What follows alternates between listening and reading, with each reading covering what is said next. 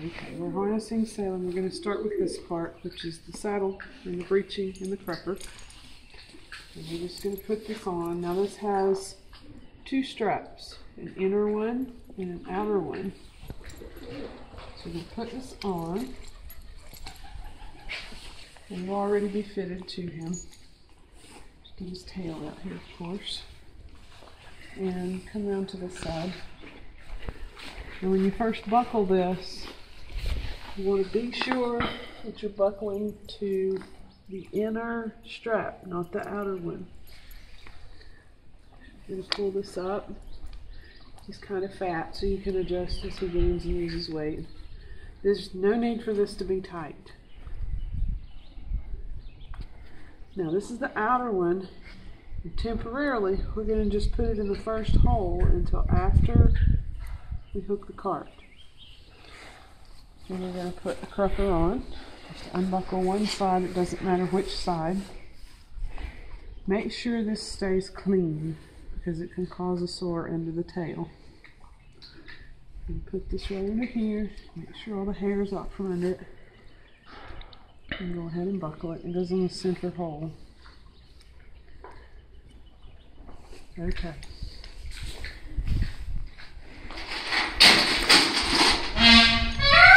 We're going to put on the breast collar and tugs. You got to put this over his head, so I have to take this loose, of course.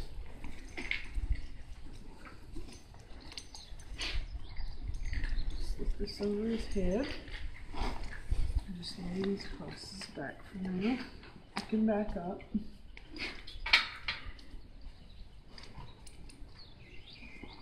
Now this is very important, so coming close. These tugs need to go between the two straps here. If it's on the outside, it will interfere with the line of draft, so you want it to just be between the two. You want to do that on both sides. Now be sure you don't go through the shaft ropes, just between the two straps. Now, Salem doesn't care if you hook the cart before or after you put the bridle on,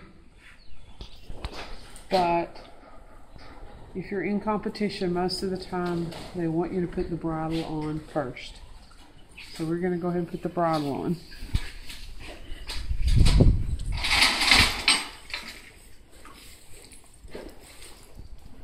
Take your overcheck. Throw it up there out of the way. Come over to this side. Now we're going to unbuckle the halter. This has a snap that I normally use, but for this we're going to unbuckle the halter, let it slide off his nose and put it around his neck. So he's still tied up, and if he chooses to try to leave, he can't go anywhere. And we're going to put the bridle on. He's very good about taking the bit.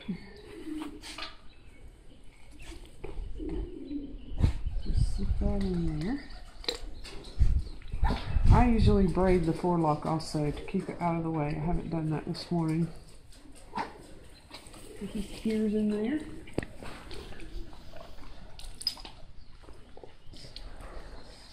This is why it helps to braid the forelock, get it out of the way. Okay.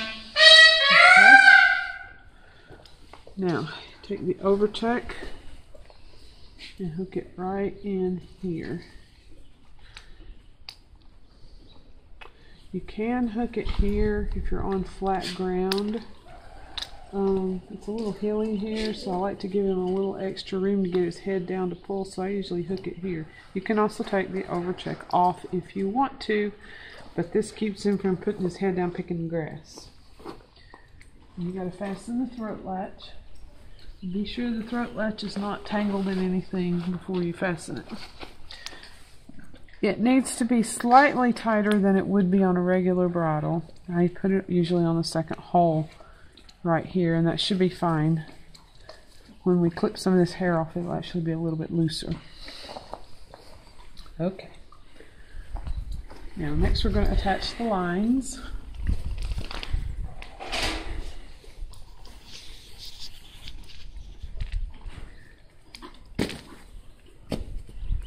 First through here,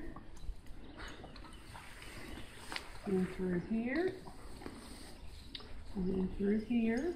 It doesn't matter which way these turn, this way or this way, but it's important that they both be turned the same. You don't want one turn this way and one turn this way. Snap this to the bit. Always make sure the snap is turned inward so that it's not going to catch on anything. Make sure there's no twists in the line. Do the same thing on the other side.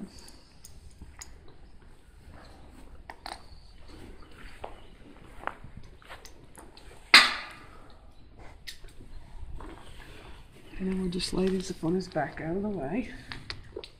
Stand still. Oh, yeah. A little tighter.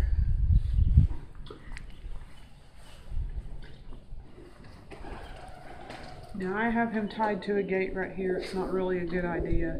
It's just what was convenient. Always tie him to something sturdy that he couldn't pull back on and pull it over on you. Now we're going to hook up the cart. And you just want to slip it through the tug loops. The shaft loops, I mean. Now,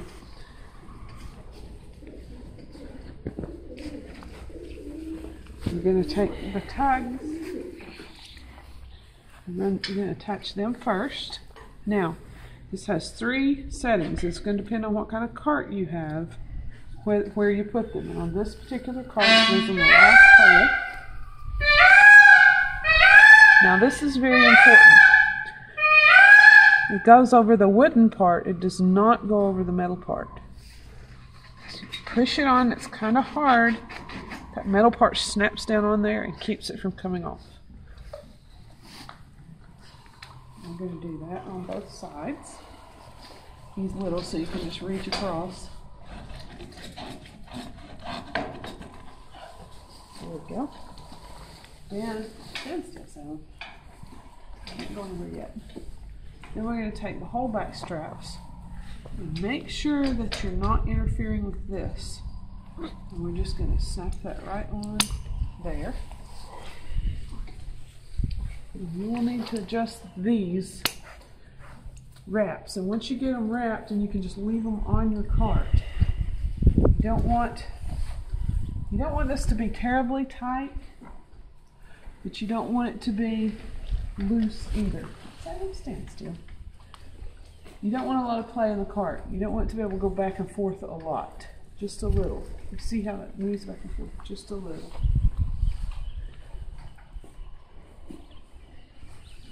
And then you can just keep your halter loose. And you're ready to get in the cart and go drive. That's on in close. Remember, we left this a little loose until we hooked up the cart, and so you can check, you might need to pull this up a hole and then put it through the keeper so that it's holding the cart shafts in place. Okay.